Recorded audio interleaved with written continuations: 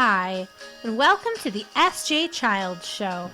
I'm your host, S.J. Childs. S.J. Childs Show brings value to families through education, resources, and lots of laughs. You can find us on our social media pages, Facebook, Instagram, YouTube, and all of your favorite podcast platforms. You can also find our special children's books at sjchilds.org. Thank you for all of those who have hosted me on your podcasts. Enjoy the show. Hi, and welcome to the S.J. Childs Show. I'm your host, S.J. Childs, and I have a very special guest, author, mom, superpower woman, of course, all over the world I'm finding them.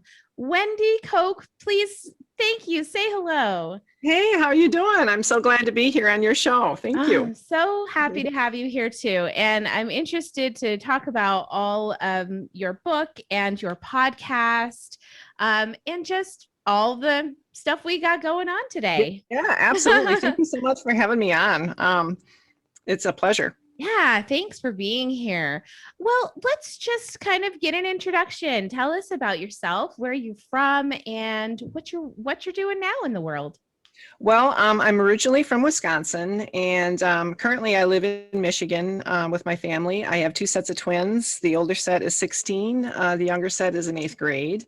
I work at the high school 4 days a week. I'm a podcaster, a writer as well.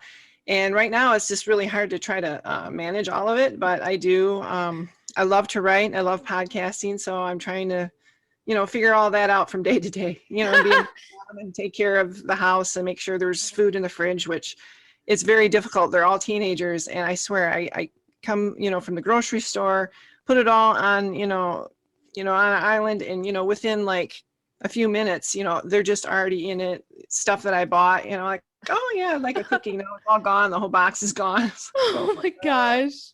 Yeah, but it's fun chaos. Oh, that's what I say. I say our life is beautiful chaos, and I love it, and it's chaotic, and that's okay. Yeah.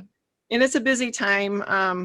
But yeah, so I wrote a book. It's called A Gray Resort. So it came out summer of 2019, before all the business of the pandemic and things. But it's a labor of love. I worked on it for a good amount of time. About 8 years. Wow. And yeah, it took so long, I think, because I was in the throes of, I had two sets of twins, toddlers running around, but I always had this book on the back of my mind. I thought it would make a really interesting read. So it's based in my experiences when I grew up in a summer resort. So my parents had this resort, right? It was about 5 miles out of town. They had 8 cabins. It was out in the woods. It was on a lake, and we also had a pool. So I didn't realize how good I had it. Right? We don't have any. Yeah, we don't have property on the water now or anything. I wish I did, but no, we don't. But they were just really wonderful people. They loved having gatherings, and so what would happen is on Saturdays, which were changeover days, so everyone that came to stay at a resort would check in.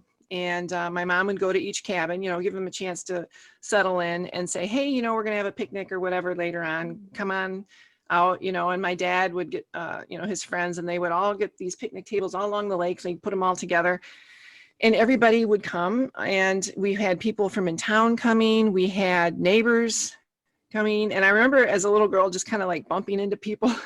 It was just a very fun atmosphere.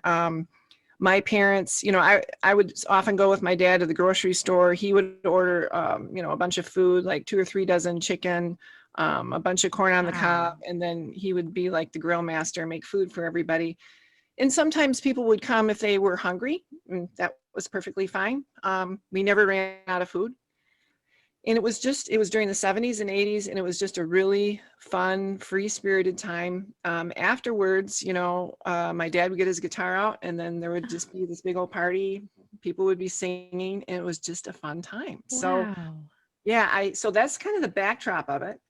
but there's also a little stuff, there's like paranormal things that really did happen around that area. So that's kind of what I included in the book as well. So the book is fiction. I made up the town name, but it is based on a real town. Yeah. And yeah, so I kind of use that as the backdrop of the book. And it's been great. It's been really well received. And I can't believe it actually. I love that. So fun. And where can is it on Amazon? Just on all your book retailers? So you can get it on Amazon. You can even look my name on Amazon, Wendy Kok, K-O-K, and look it up that way. Sometimes that's easier. I don't know, sometimes if you put in The Gray Resort, it won't come up. It's got to be A Gray Resort. So it's on Amazon, Barnes & Noble, Target.com, Walmart.com. Perfect. Book Baby Bookshop, wherever you can get books, really. Love it. I love that. Oh, it sounds exciting. And just that story, oh my gosh, like I wish I could have been there. What a great experience. You would have loved it. You would have loved it. My dad was very just a gregarious person. People were drawn to him, all kinds of people. And he loved all kinds of people, really. And it was just very fun. And some of the characters are in the book are really based on real people. Like there's a particular couple that I had in mind that they were our neighbors. They were great. They were so funny. The lady was just so very outgoing and just this huge spark of light. And the guy was very kind of sedate and shy. Sounds like me and my husband. Yeah. I don't know how they ended up together, but they did. Opposites attract, right? Yep. So they're kind of some of the main characters in the book. And I just have it where, a girl goes fishing one day and one evening on a summer night on the resort, and then kind of gets the shock of her life. So then it kind of transpires from there. Yeah. Oh, I look forward to reading it, Wendy. I can't wait. It sounds so exciting. I'm already excited and like, oh, cool. mystery, I'm so excited to have you read it. Yeah. I've gotten, I won an award for it. Wonderful. Yeah. So it's from American Book Fest. I entered a few of these awards online and I couldn't even remember that I, entered it. Yeah. And it was like, so it was like 8 months later, like you won best, it was called, you won the winner in the romance / paranormal category. Wow. And, congratulations. Thank you so much. Yeah, that was nice. And I love some of the feedback, I've gotten like just from like guys my age. Hey, I picked up the book. I love to fish. I saw it was from, you're from Wisconsin. He goes, it's not about fishing, but you know what? It was hard for me to put down. I'm like, that's awesome. Cool. Teenagers like it too. Nice. A couple of them. That's my favorite book. So that's kind of just what I was going for. I didn't want it to be a cheesy romance, although, it was category as paranormal romance. So I wanted it to be special, and I wanted it to be hard to put down. And I think I achieved that, which is great. Wonderful. Oh my gosh. I'm very, very intrigued right now. Cool. That's perfect. Well, let's jump and talk about your podcast a little. The Juicy Pear, is that correct? Yes. It's a Juicy Pear podcast with Sean and Wendy. So that came about like last summer. So my friend Sean and I, we were hanging out. We were listening to some music, and, it was during the summer, and, I thought, you know what, we have a wealth of experiences behind us. We should, talk about this. Wouldn't it be fun to have a podcast? And you're so funny too. You guys are so funny together. Okay. Thank you. We balance each other out really well. She's very pragmatic, practical person, but she's super fun too. Yeah. But I'm more of a, a hard left turn kind of a person. So she reels me in. So it's a nice balance there. And I think it really works. And I knew it would. That's why I said, we should do a podcast. Yeah. And she's had a lot of interesting things happen. So she had a brain aneurysm last year around February. I was in Nashville at the time with another friend, and I remember getting texts from and they're like, she's in the hospital, and I just couldn't believe it. I'm like, brain aneurysm. Anyway, we talk about that in one of our episodes, and what's interesting there is she never had any She never had any, like before, she didn't have a headache or anything. In fact, she had gone off with a retreat with her daughter, I think like literally like 2 days before, and everything was fine. She didn't feel bad. And it's just, oh God, she almost died. And yeah, Heartbreaking. you can get like ill effects from that. And usually, and she made 100% recovery. Oh, good. Yeah. So, and she's a praying person. She prays a lot. And I think that really had some To do with impact. it. Give her a hug for me. Tell her I'm so glad she I will. made it through. Yay. Oh, that's fantastic. Yeah, she's great. She's great. We've had some great people on our show, all kinds of people, like authors, musicians. We're going to interview a psychic this weekend. Oh, great. I bet I just talked to him a couple nights ago. Yeah, Artie? Yeah, I did. Oh, yeah. Yeah, that's so great. Oh my gosh. Did you read your character? My son, actually, who has a photographic memory. Yeah, I'll talk about him a little bit in a little bit. But yeah, it was really interesting. He was like, I kind of I thought he would read. I was a little bit like, oh, he didn't say anything for, but he probably did. He probably said stuff to me the whole time, and now I have to just go back and right. But unfortunately, he wasn't able to get onto the Zoom. And when I hooked up my audio, I didn't hook up my microphone. Oh no. So I only have me talking into the computer the whole time and not Artie. So I don't know if we'll redo it or not. It's my first time it's ever happened to me ever. So it happens. Life, right? Trial and error. Try again with them. Yeah. He wasn't upset or anything. It's like we still had fun. We still had fun and talked. But yeah, he my son came in and he met him for a second. And the thing about DJ is at a time about maybe 5 years ago, he's only 11. So when he was around 6 years old, we already at that point knew he had a photographic memory, and we knew like his brain capacity and, the way it worked was beyond anything we could ever even try to imagine or understand. Right. And he would tell us about someone from the past born between 1916 and 1942 or something around that he was telling us like, this was my name. This was what my name was then. This is who I was. And this is like how I died. Like he had, and so at the time, I mean, he's 6, you don't know if it's like, if it's real, but then again, he's extremely logical and very literal. Like he's not, his autism doesn't allow him to be, non-literal or tell fictitious stories, anything like that. He is extremely on track. And so, he told us that he was somebody named Fred Hoffman, who had died at the age of 41. And when he came in and met Artie, was like, did you remember, dying under fire? And he was like, yes. And they communicated about his previous life, my son's previous life. And he was saying how he had a wife, and he said, the wife looked just like you, and pointed to me. And how weird. And like, and I tried to search, the person, and I couldn't really find any information, but wow, that's crazy. I know.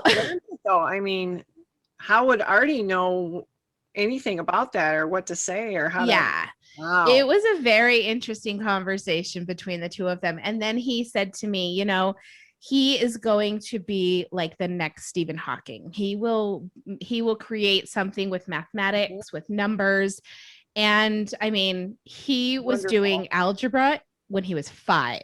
So he does like physics and calculus at 11.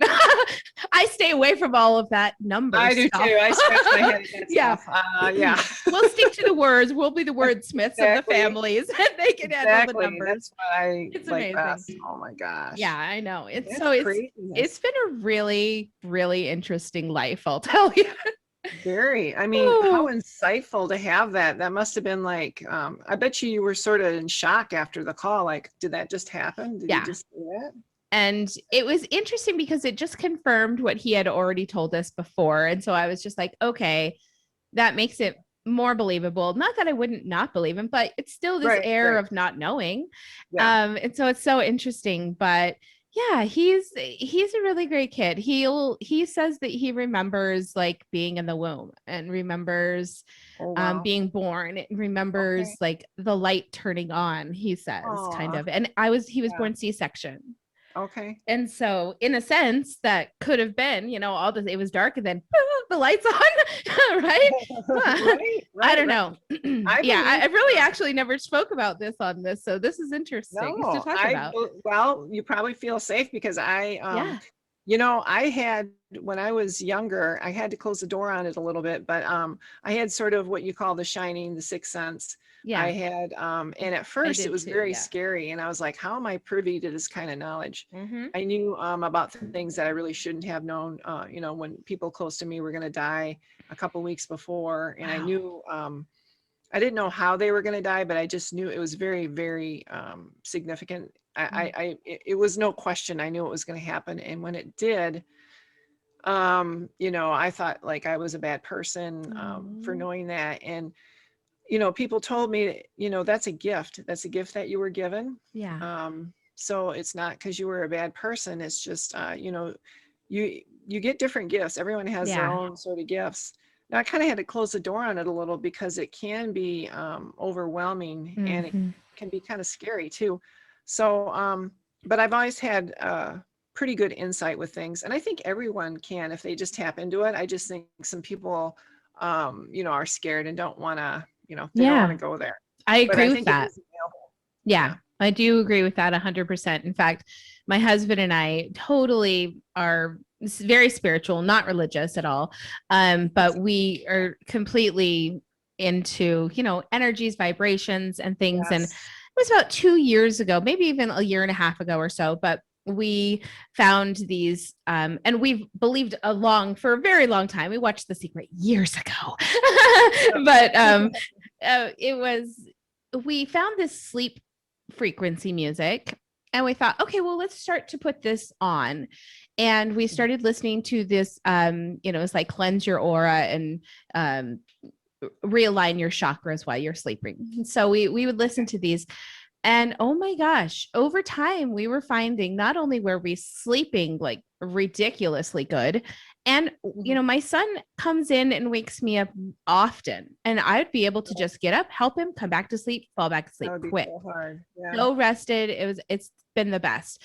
But we've also noticed that the vibration in our house is just raised, everything that is falling away is because it should be. And it's so interesting. It is interesting. Focus on those things. Absolutely. I've always been in tune to energy and, when you notice something's not right, the air's heavy. Yeah. And it's very palpable, very in tune to that. And one daughter is really the same way. She's the one that had colic for goodness. She had it for about 18 months. Oh, goodness. Husband and I thought we were going to rip our hair out because it was so difficult. We were like, how is the earth getting populated? This is difficult because she just wouldn't stop crying. She just wouldn't, it was hard. I mean, every once in a while she would stop, but just after 2 hours of sleep and she'd be at it again. And, I remember I had to walk, cradle, and sing. I had to do 3, because it just wasn't enough to walk her. It wasn't enough just to cradle. I mean, she's she wanted it all. But she talks so much now. I think she was just so frustrated because she couldn't, we couldn't understand her, whatever. Yeah. She's a really good kid now. That's amazing. I know. So, but in the throes of that, it was difficult. Yeah, it's so funny you say that too, because our son was just like, he was we have 3. I have a stepdaughter that I raised, so I don't have the experiences with her, the baby, but with our son, who was our first baby, he was so quiet. we had no idea that he had autism because we were like, yeah. he's the perfect quiet baby. What do you mean? Right, this right. isn't this great? Yeah. But then when he was still nonverbal at 4, it was Okay. a little bit more understanding of why he was such a quiet baby after that. Right. And we kind of look back and, kind of laugh a little at that. And because then when our daughter was born 2 years later, I mean, she was talking as soon as she could get a sound out of her mouth. She had shoes on, she was talking, she was doing makeup and hair. I mean, she's just like, 5 going on 30 is what we used to tell her. She's like sewing already. And oh my gosh, everything she does. I have 3 girls, right? I have 3 girls and a boy. And let me Okay. tell you, Hudson, my boy, he's the most mild-mannered, gentle, and the girls are all like firecrackers, all of them. Bless his heart. Yeah, he goes down and his room is downstairs in the corner, and he's got a whole gaming system set up, and it's good for him because he can get away. Because boy, sometimes I bet. Where's my makeup? Where's my and a lot of times when stuff is missing, I always say, my daughter Addison likes to take stuff, and it's like, come on. If I can't find anything, I know she's the little culprit. Well, before we started this show, my mom had bought Anna, our daughter, all this makeup for Christmas, so that they could do Zoom and do makeup together. She's only 9, so she's just playing, and everything. But and so when we started, like, I had literally been a house mom for 10 years who didn't get up, do her hair and makeup or anything. So I had no makeup. So for the first month recording, I was using my kids' makeup every day. Hey, well, it works. It worked. And she was finally like, Mom, do you think you could get your own makeup? It's like, yes, honey, I'll do my own stuff. Yep, here we go. So it's been hilarious. They're just so funny, aren't they? It's kind of cool because they all have their own personalities, and it's just interesting to see how what they're going to grow up, what they're going to do with their lives. And it's a pleasure. It's a privilege too. It's hard right now because they're all in high school, and with everything that's going on, with the pandemic and things, it is a difficult time, but we're just trying to work through it. And that's one of the reasons why I started the podcast. So we started it back this past November. I took like a little podcasting class. It's been very informative. It's the Crystal Prophet podcasting. And she has a wealth of information on there. Anyone who might want to start a podcast, I highly recommend. And I could have Googled, or did YouTube videos on how to do this and how to do that. That would have taken hours and hours and hours. And I'm glad. I still did some of it, but it was good to have that class. It was a good foundation for that. But so the state of Michigan was under, I think, one of the strictest, they had very strict laws regarding, the mask wearing, and right off the bat, and things were closed, and things got very stagnant, and depressing. And, Sean and I were like, what, why don't we do this podcast? We're very creative people. Let's just get that out there and try to spread some light and joy. And it's been so fun. It's been so fun. We're going to probably take a little break in the summer. And we'll be doing interviews and things like that, but then we'll start our season 2 in the fall, and got a lot of fun stuff planned, interviews planned. So that's been one, and I should say a lot of great things have happened because of, the pandemic that's been going on. I've had the time now, so I'm doing my second book. Fingers crossed. I hope to get it out by this fall. So, all the same characters from A Gray Resort's in the second book. I'm introducing some new characters. I'm very excited to get it out there. So I'm doing the hard part. So right now, I love to free flow write. I just love to write. That's my favorite part of the writing process. So they say, are you a plotter or a pantser? And I'm more of a pantser. Sometimes I don't even know how the chapter is going to go. I just write, I don't have a lot of rules. But you have to go by a certain set of rules, of course. But, in the free flow thing of writing, I just go, and then then you go back and you have to edit and edit and edit. I probably have to edit more than normal since I, just kind of go by the seat of my pants. But so I'm doing the hard part right now, and I'm trying to arrange, the chapters where it would, where the chapters would go. So there's a good flow to it, and I'm trying to edit it as best I can before I take it to editor. Yeah. So that's where I'm at right now. I want to get it to, so I self-publish with Book Baby. Okay. And, they're great. They have their own graphic design team. They have editing, marketing, everything.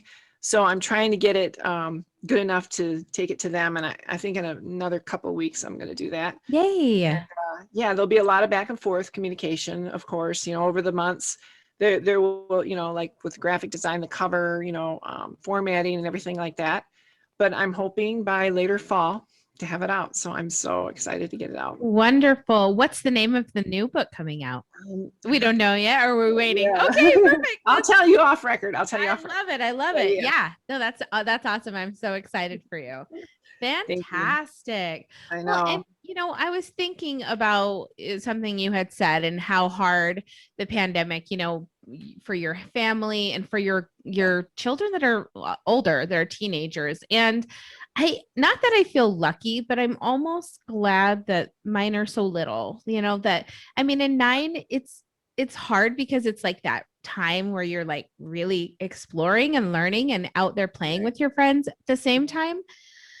I don't know if it's as not harmful, but as like, I don't even know how to say it. It's so hard, isn't it? But for a teenager that really just like lives on that social life. Oh yeah. I can't imagine what that would be like for my daughter at that age, because her brother doesn't, they play and they love each other, but he is very in his own world, doing his own thing. And it's not until you really enter that with him that he wants to interact very much. And sometimes we're lucky and he does. But, with her, she wants to play with him. She wants to go jump on the trampoline with him. She wants to play cards with him. And he's just very, very fickle, whether he will give her that time or not. And so I would hate for her to have to only need that social piece and not get it at all as a teenager, I can't imagine. Well, in the high school, they had it closed down for several months, and the seniors missed out on quite a lot of stuff. My daughters, they're juniors now, just missed out on all the social stuff because you got to be safe, and they've canceled a lot of things, and we just want to get things back to normal. I'm hoping a new normal, right? Probably never be the same as the old normal. Probably but not, we'll do a new normal. It'd just be nice to get things back. To exactly by summer. I don't know. Yeah. And it's just so interesting. Like, I'm sure they probably did online school, and with you, they were old enough to do their own things. And unfortunately, I have to be the teacher at my house, which I've already been homeschooling my son for the last 5 years through an amazing online school program that is through one of the districts here in Utah. And so for us, it was just like, add another kid. Sure. It was okay. Plus with DJ, this year we didn't really focus on too many academics because, let's be honest, I don't know math. I don't know calculus and things. Right. So when he can have like a regular online, a tutor that's with him to do that kind of stuff, they can fly off into college. That's great. But nobody was worried about him falling behind this year. We gave him a little hiatus, and it was nice because I was able to really focus on my daughter, who as now we've brought home, I've now discovered that she is dyslexic, and she'll also be tested for autism in the next coming month or so. And things I would have never been able to know had I not had her home right here in front of me. Well, I did know about that she was struggling with reading, and I had brought it to first and second grader teachers' attentions. But they wrote it off as, she's so sweet, she's so bright and so smart, emotionally intelligent, really. And so when you face this child that seems so mature, it's like they don't think that they need any support, which is just that's crazy. And yeah, so she came home and now she's like 2 grade levels behind in her reading. Aw. And we had to work so hard we had to get her a tutor, but through the online school that we're already a part of, I mean, they're just like, oh yeah, tell us what you need. We'll give you this, we'll give you that, give you that. And so she Good. got tutoring and everything is coming up. And then we really started to notice the social aspects of autism that we're presenting. There's so much different in girls than they are in boys. Yeah. And with that, we started learning more about kind of what autism looks like in girls, because we've been looking at it in a male perspective for 10 years. But it certainly is quite different in girls in that they can pick up adult behaviors right away and mimic those behaviors and kind of look like they fit in so well, but they still lack those impulse controls or those emotional social dilemma where they come up to conflict and then there's just like total meltdown. And so we've been really trying to help her to understand and discover those processes and how to better deal with those things. And Well, good. such a life. Well, some good things that happened, I feel, from the pandemic. I think it's forcing a lot of people to really think out of the box and to think outside of themselves and kind of dig in deep with certain things.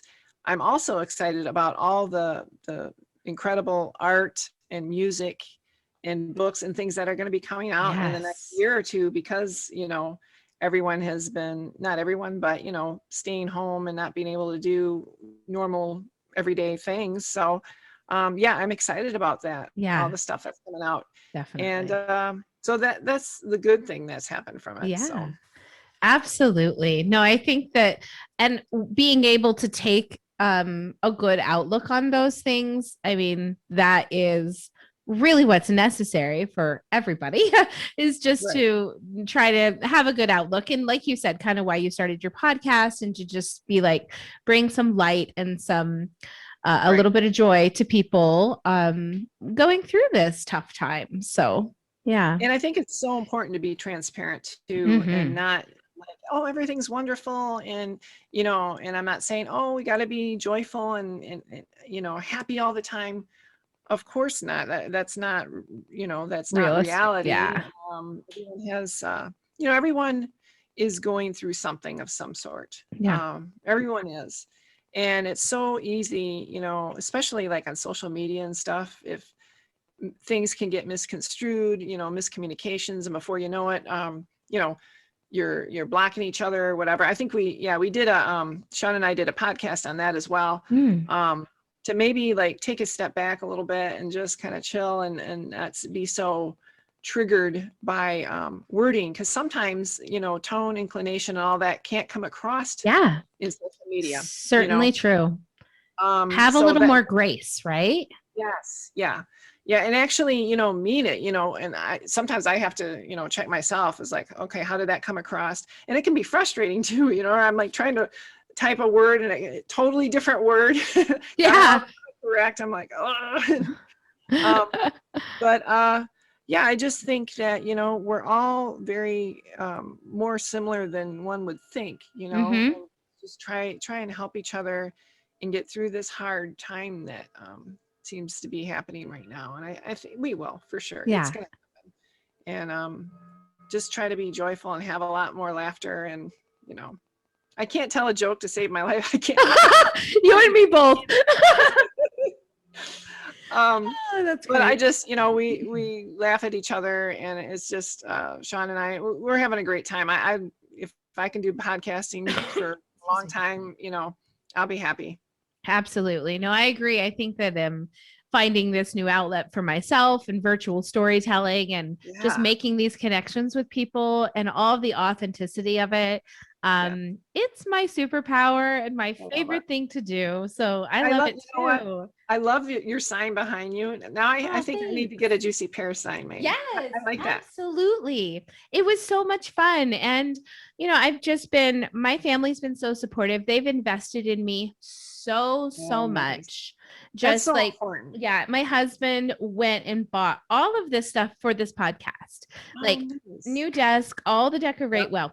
some of the decorations, and things, but just really was just like, hey, if you're going to do this, we're going to do this right. And we're going to Yeah. get you good equipment. And Yep.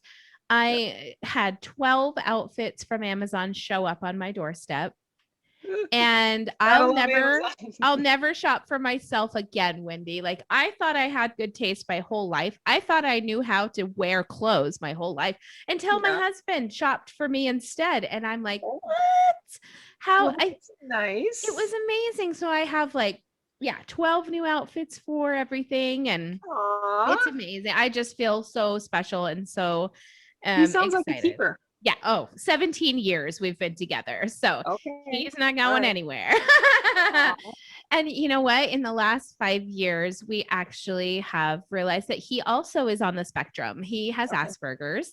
And like you said about the art, the incredible art, he's a spray paint artist and a woodworker, and his brain just does and sees things in Mhm. these incredible ways that I could never. We Aw. have a joke kind of about the spray painting. He spray paints these incredible scenes and nature scenes, and I Nice. don't know how he does this stuff. They look like they move almost. It's so amazing.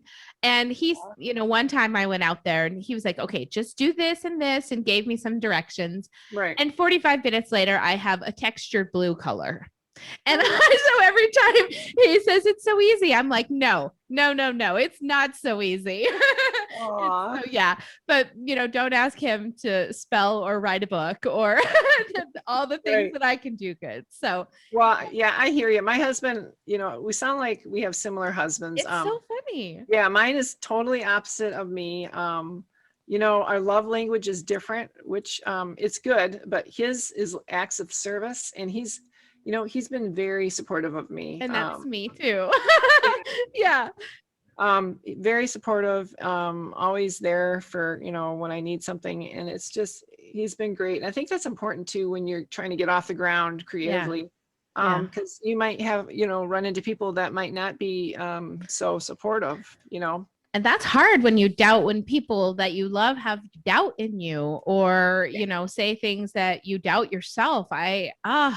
I can't. I do have those people in my life, and it's hard to want to call them. But then it's like, okay, now if you call, you just let it run off your back if anything happens, or be prepared for the worst. There's the people that create, and then there's the people that do nothing but criticize. So you got to decide. You're going to be one or the other, or I don't know. So true. So true. You can't let it get you down, though. Yeah. Do what is, if you're not hurting anybody else, of course, do what makes you happy and joyful, and you're going to find your own people, and you're going to find the people that really connect with you and will support you. Yeah, I love that. There was a quote that I saw. I'm probably going to say it wrong, but that's okay. But the effect is right. And that is, when you accept yourself for who you really are, then you let go of the struggle of trying to be who you think you should be. And it's so true, right? Because it is true. People have said to me my whole life, like, oh no, you shouldn't, you can't go be that. You can't be a paralegal. You don't have a bachelor degree. Well, guess who is a paralegal? You can't become a massage therapist. That looks bad, Yeah. Well, I've 10 years, 15 years later, you can't write children's books. You're not an author, Right. It's like, oh, okay. I'll write a children's book then. Just these things that people say to you, like, someone, a work friend of my husband's, just was like, what, does she think she's going to be the next Joe Rogan or something? And I'm like, well, why not? Of course I do. If I didn't want to be something better than I am today, I would be sitting in nowhere land every day with nothing. Right. And that's not who I am. No, that's okay. it's hard for me to sit down. My brain's always working on something. And, we've had comments too, like, oh, who would put those two together in a podcast? And, you just got to laugh. It makes me laugh. I'm like, totally. Well, good. At least they're talking about us. That's great. I'm like, vindicate me. I will go there now. I'm like, okay, Joe Rogan, I'm after you. No, just kidding. But yeah, I think that if you can't have big goals, if you don't, what is it? Right. Shoot for the moon and land in the stars or whatever it is. Yeah. I mean, you got to at least try and shoot. You never know what's going to happen. Shoot for the stars. Why not? Why not? I do kind of believe in reincarnation. Maybe we'll get another chance, but maybe we won't. So it's like, might as well do what makes you happy. The key is trying to make money at it. No, I agree. And getting that passive income stream coming in on the back end, right? Yes. I love it. Well, I have had such a blast. I can't believe how much time has passed. It's been so amazing talking to you, Wendy, and it's been what a great connection. Thank you so much for being here. Thank you so much for having me. I can't believe we just kind of met, and we've been it's been great chatting with you. Thank you so much. You too. Thank you so much. And I'll make sure to have your book and your links for your podcast, everything down in the description, so you can go and check out a gray resort, don't put a the, and also just look up Wendy Kok if you are interested, and a Juicy Pear podcast. Yes. Make sure to Thank you so much. It's been a pleasure. Thank you. Thank you, Wendy. So much fun to have you here today. We'll talk to you soon. Yeah. Have a good one.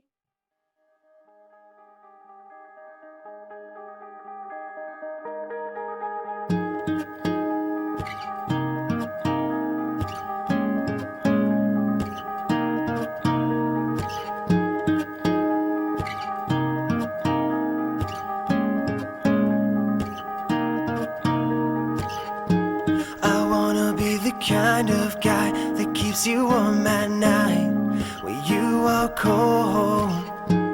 I'll grab some blankets from my bed, wrap them around your chest, now pull you close. We'll flip some channels to find out there's nothing on right now to ease your mind.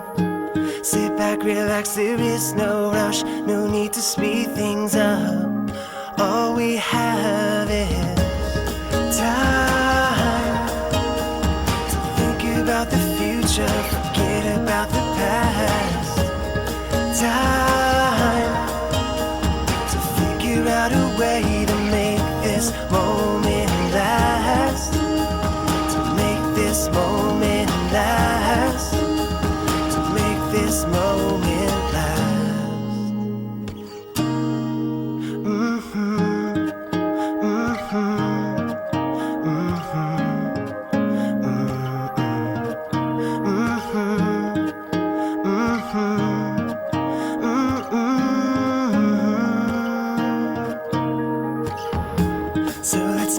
The kind of love that we've been dreaming of when we sleep at night. We'll get a little house to live in, have a couple kids, and we'll sleep tight. 'Cause baby, all we really need are just a couple things to stay alive, and everything else in between. Just trust my heart, you'll see. We're slowly coming.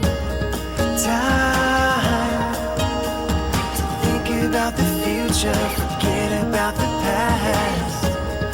Time to figure out a way to make this moment last, to make this moment last, to make this moment last.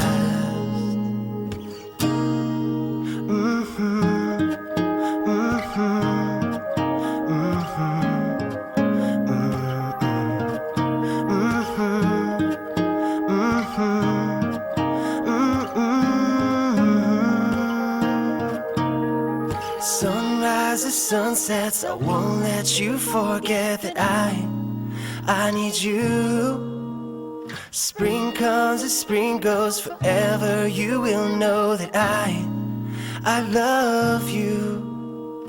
Sunrises, sunsets, I won't let you forget that I need you. Spring comes, spring goes, forever you will know that I love you.